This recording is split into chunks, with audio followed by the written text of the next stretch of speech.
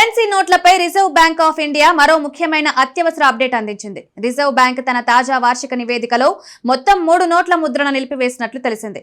Reserve bank of India ఇటీవల తన వార్షిక నివేదికను వెల్లడించిన విషయం తెలిసిందే. ఆ నివేదికలో రిజర్వ్ బ్యాంక్ దేశంలో చలామణి ఉన్న కరెన్సీ నోట్లు, నాణాలకు సంబంధించిన అనేక ముఖ్యమైన ఉపయోగకరమైన సమాచారాన్ని విడుదల చేసింది. ఈ నివేదికలో మీ జేబులో ఉన్న నోట్ల గురించి ఆర్బీఐ ఏం చెప్తుందో తెలుసుకోండి. ముందుగా 2000 రూపాయల నోటు గురించి మాట్లాడుకుందాం. దాదాపు అన్ని 2000 రూపాయల నోట్లను ఇప్పుడు మార్కెట్ నుండి ఉపసంహరించుకున్నారు. గత సంవత్సరం ఆర్బీఐ వాటిని చలామణి నుండి తొలగించే ప్రక్రియను ప్రారంభించింది. ఇప్పుడు తాజా నివేదిక ప్రకారం మార్చి 2025 నాటికి మొత్తం 3.56 లక్షల కోట్లతో 98.2% బ్యాంకులకు తిరిగి వచ్చాయి. దీని అర్థం ఇప్పుడు మార్కెట్లో ఈ నోట్లు చాలా తక్కువ మిగులున్నాయి. 500 రూపాయల నోటు ప్రస్తుతం మార్కెట్లో అత్యంత ప్రజాదరణ పొందింది. ఈ రోజుల్లో అత్యంత విస్తృతంగా ఉపయోగించే నోటు 500 రూపాయలు అని రిజర్వ్ బ్యాంక్ తెలిపింది. ఇది మొత్తం నోట్ల సంఖ్యలో 40.9% వాటా ఉంది.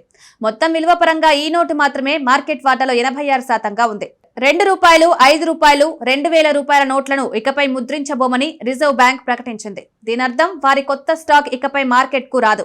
ఇకపై 2, 5, 2000 రూపాయల నోట్లను ముద్రించబోమని ఆర్బీఐ స్పష్టం చేసింది.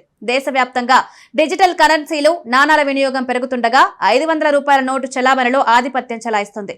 నిజానికి మార్కెట్లో 2000 రూపాయల నోటును చలామణి నుండి తొలగించే ప్రక్రియ 2025 ఆర్థిక సంవత్సరంలో కూడా కొనసాగింది. మార్చి 2025 నాటికి మొత్తం 3.56 లక్షల కోట్లలో 98.2% బ్యాంకింగ్ వ్యవస్థకు తిరిగి వచ్చాయి. మొత్తం నోట్లలో 40.9% 500 రూపాయల నోట్లు ఉన్నాయి. ఈ నోట్లు కూడా అత్యధిక విలువ ఉన్నాయి. మొత్తం నోట్లలో 86%. 2025 ఆర్థిక సంవత్సరంలో నాణాల సంఖ్య 3.6%, విలువ 9.6% పెరిగిందని కూడా ఆర్బీఐ ప్రకటనలో పేర్కొంది.